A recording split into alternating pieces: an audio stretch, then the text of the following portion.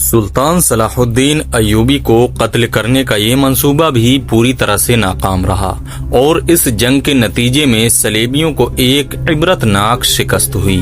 یہ دور تھا 1175 عیسوی کا، جب سلطان صلاح الدین ایوبی کے چچا زاد بھائی خلیفہ صالح اور امیر سیف الدین نے صلیبیوں کو سونے کا لالچ دے کر سلطان صلاح الدین ایوبی کو قتل کرنے کا منصوبہ بنایا، کیونکہ صلیبی پہلے سے ہی یہی چاہتے تھے کہ سلطان صلاح الدین ایوبی کو ختم کر دیا جائے اور مسلمانوں کو کمزور کر کے سلطنت اسلامیہ پوری طرح سے برباد کر دیا جائے۔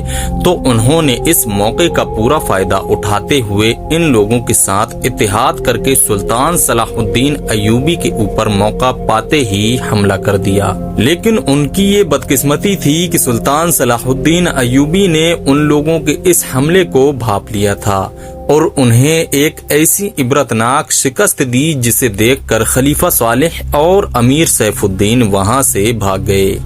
جس کے بعد سلطان نے امیر سیف الدین کے خیمے کی تلاشی لی تو وہاں عیاشی کی تمام چیزیں برآمد ہوئیں۔ سلطان نے تمام جانداروں کو رہا کر دیا اور امیر سیف الدین کو ایک خط لکھتے ہوئے کہا کہ تم لوگوں نے کفار کی پشت پناہی کر کے مجھے مٹانے کی کوشش کی، لیکن تم لوگوں کے دل میں یہ خیال نہ آیا کہ تم لوگوں کی یہ سازش عالم اسلام کا بھی نام نشان مٹا سکتی ہے۔ اگر تم کو مجھ سے حسد ہے تو مجھے قتل کروا دیا ہوتا۔ تم لوگ پہلے 2 حملے مجھ پر کروا چکے ہو لیکن کامیاب نہیں ہوئے۔ ایک کوشش اور کر کے دیکھو، شاید کامیاب ہو جاؤ۔ اگر تم لوگ مجھے یہ یقین دلا دو کہ میری موت سے اسلام اور سر بلند ہوگا تو رب کعبہ کی قسم تمہاری تلوار سے میں اپنا سر قلم کروا لوں گا اور تمہارے قدموں میں رکھنے کی وصیت کروں گا۔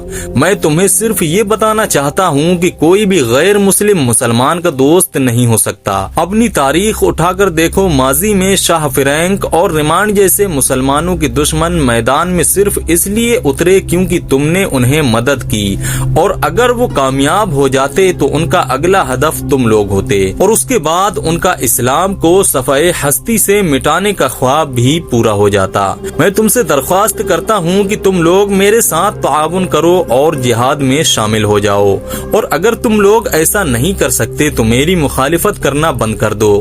میں تمہیں کچھ نہیں کروں گا۔ اللہ تمہارے گناہ معاف کرے، آمین۔